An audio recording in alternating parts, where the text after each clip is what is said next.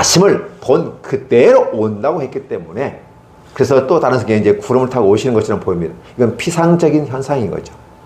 이렇게 있으면 앞에 뭐가 왔다 갔다 하면 어떻게 돼요? 마치 그 내가 탄 것처럼 느껴집니다. 사진 찍는 비결을 보시면, 예, 거리에 이렇게 해가지고 사람을 이렇게 세워놓고 사진 찍는 것이죠. 이 손바닥에 사람을 세워서 사진 찍는 기술이 있죠.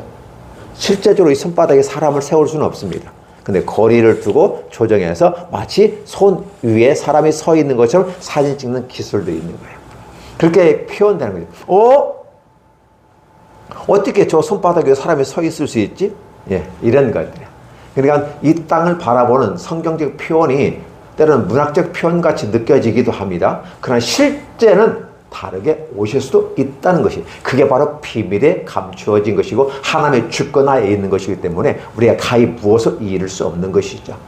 그래서 우리는 이러한 것들에 의해서 사람들은 늘 이 땅에 뭐에 근거해서 얘기해 보려고 하고, 그러니까 그렇게 될 것이다라고 추측을 하지만, 추측이 맞을 수도 있지만 빗나가는 수가 있다는 것이죠. 인간의 수력과 노력과 그런 추측은, 예, 기대치에 불과한 것이죠. 오직 하나님은 자신의 방식으로 사랑하시겠다는 것이었습니다.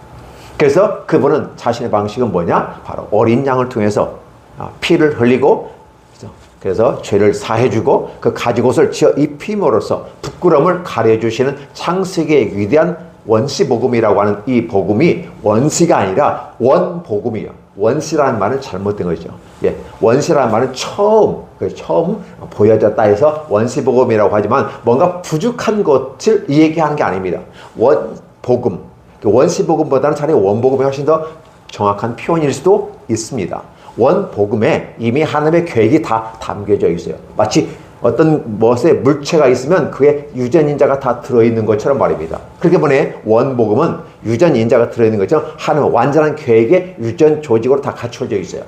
그러나 이것이 시간이 가면 갈수록 하나의 껍데기를 벗겨가면서 실체가 드러나는데, 바로 예수께서 오셔서 바로 실체를 행하셨다라는 부분이에요.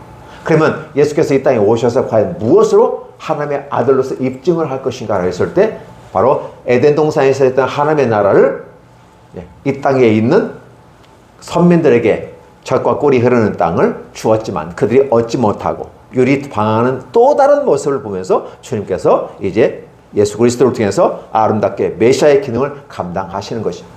그래서 그분이 십자가에 못 박혀 죽으시고 살아나는 위대한 사건을 저와 여러분들에게 허락하시는 것입니다.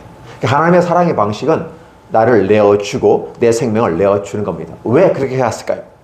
인간에게서 어떤 대가를 받아서 쌤의 대가를